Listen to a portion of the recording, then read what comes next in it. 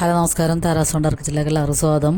നമ്മളിന്ന് ഒരു മത്തിക്കറിയുടെ റെസിപ്പി ആയിട്ടാണ് വന്നേക്കണത്. അപ്പോൾ നാളുകൾക്ക് ശേഷം നമ്മൾക്ക് മത്തി കിട്ടിയതാണ്.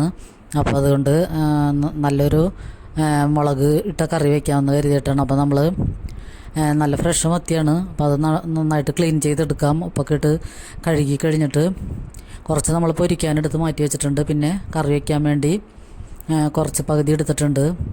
ഇപ്പം മത്തി കിട്ടിയിട്ട് കുറേ നാളുകളായി. മോൻ്റെ കല്യാണവും പിന്നെ നൊയമ്പും ഈസ്റ്ററൊക്കെ ആയിട്ട് കുറേ 2-3-4 മാസങ്ങളായി മത്തി നമ്മൾ വാങ്ങിക്കാറില്ലായിരുന്നു. അപ്പോൾ ഇന്നാണ് ഇപ്പോൾ മത്തി കിട്ടിയേക്കണത്. അപ്പോൾ മത്തി പിന്നെ നമുക്ക് എന്നും ഇഷ്ടമുള്ളൊരു മീനാണല്ലോ.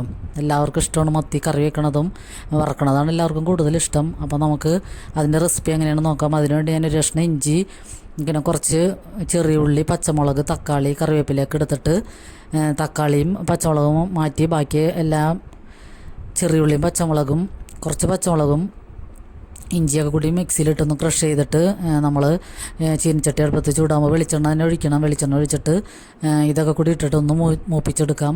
അതൊന്ന് മൂത്ത് വരുമ്പോൾ കുറച്ച് ആ പച്ചമുളക് ബാക്കിയുള്ളതും കറിവേപ്പിലയും കൂടി ഇട്ടിട്ടൊന്ന് മൂപ്പിച്ചെടുക്കാം. പിന്നെ അതിലേക്ക് നമുക്ക് പൊടികളായിട്ട് 1/2 ടീസ്പൂൺ മഞ്ഞൾപ്പൊടി, പിന്നെ മുളക് പൊടി ഒരു 3 ടീസ്പൂൺ ചേർക്കണം. ഇത് മുളക് കറിയാണ്, അപ്പോൾ മുളക് പൊടിയാണ് കൂടുതൽ വേണ്ടത്. ഇങ്ങനത്തെ കറിയിൽ ഞാൻ മല്ലിപ്പൊടിയൊന്നും ചേർക്കാറില്ല, വെളുത്തുള്ളിയും ചേർക്കില്ല.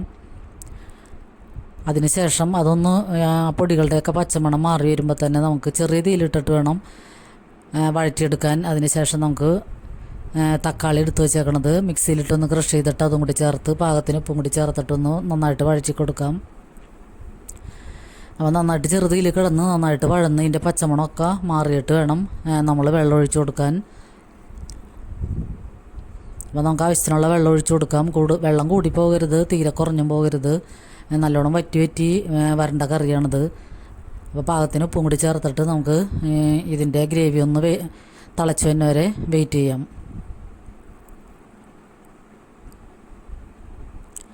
അപ്പോൾ മത്തി എപ്പോഴും നമുക്ക് കിട്ടുമ്പോൾ അത് അടിപൊളിയായിട്ട് തേങ്ങ അരച്ചും കറി വയ്ക്കാം, പിന്നെ പൊരിക്കാം.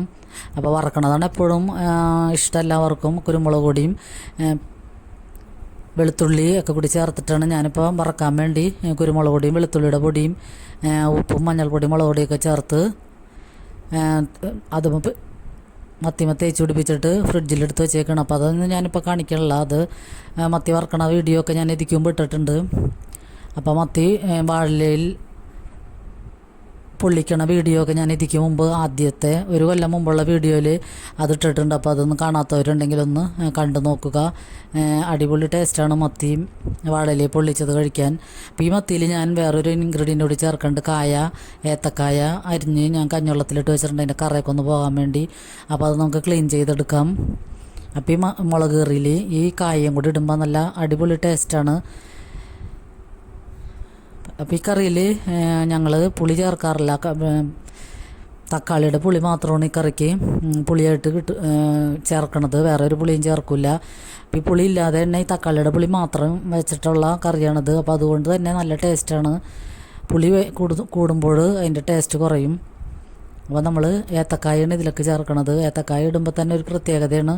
വേറെ ഏത് പച്ചക്കറി ഇടണേലും ടേസ്റ്റ് ഏത്തക്കായ ഇടുമ്പോഴാണ്. അപ്പോൾ ഇങ്ങനെ കറി വയ്ക്കാത്തവരൊന്ന് മുളക് കറിയിൽ ഇങ്ങനെ ഏത്തക്കായ ഇട്ട് നോക്കുക. അപ്പോൾ ഇതിൽ വേണമെങ്കിൽ നിങ്ങൾക്ക് ആവശ്യമുണ്ടെങ്കിൽ കുടംപുളിയും ചേർക്കാം. കുടംപുളി ഇട്ട് മീൻ വറ്റിച്ചിട്ട് അതിൽ ഏത്തക്കായ ഇങ്ങനെ മീതെ വെച്ചിട്ട് കഴിച്ചു നോക്കാൻ അടിപൊളി ടേസ്റ്റാണ്. ഒരു പ്രാവശ്യം ഇങ്ങനെ ഒന്ന് എല്ലാവരും ഒന്ന് ട്രൈ ചെയ്ത് നോക്കുക. അപ്പോൾ നമുക്ക് ഏത്തക്കായയും കൂടി മുകളിലിട്ടിട്ട് ഒന്ന് മൂടി വെക്കാം. അപ്പോൾ ഏത്തക്കായ വേഗണ വരെ വെയിറ്റ് ചെയ്താൽ മതിയാവും.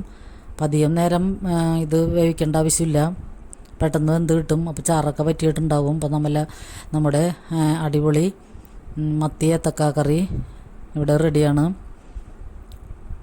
അപ്പോൾ ഞാൻ വെറുതെ പറയുകയല്ല, അടിപൊളി ടേസ്റ്റ് അറിഞ്ഞ കറിക്ക്. മത്തി ഒന്നാമത്തെ തന്നെ നല്ല ടേസ്റ്റുള്ള മീനായതുകൊണ്ട് ഏത്തക്കായിൽ അതിൻ്റെ ഗ്രേവിയും ഒക്കെ എരിവും പുളിയും ഉപ്പൊക്കെ പിടിച്ചിട്ട് നല്ല ടേസ്റ്റായിരുന്നു. അപ്പം നമ്മുടെ ഈ നാടൻ കറി എല്ലാവരും ഒന്ന് ട്രൈ ചെയ്ത് നോക്കുക. പിന്നെ ലൈക്ക് ചെയ്യണവർക്കും കമൻറ്റ് ചെയ്യണവർക്കൊക്കെ ഒത്തിരി നന്ദിയുണ്ട്. അപ്പോൾ ഇടയ്ക്ക് വീഡിയോ ഞാൻ തിരക്കായ കാരണം വീഡിയോ ഇടാൻ വൈകി. അപ്പോൾ എനിക്ക് പറ്റാവുന്നത് പോലെയൊക്കെ വീഡിയോ ഇടാൻ ശ്രമിക്കുന്നതാണ്. അപ്പോൾ എല്ലാവരുടെയും സപ്പോർട്ട് ഇനിയും വേണം.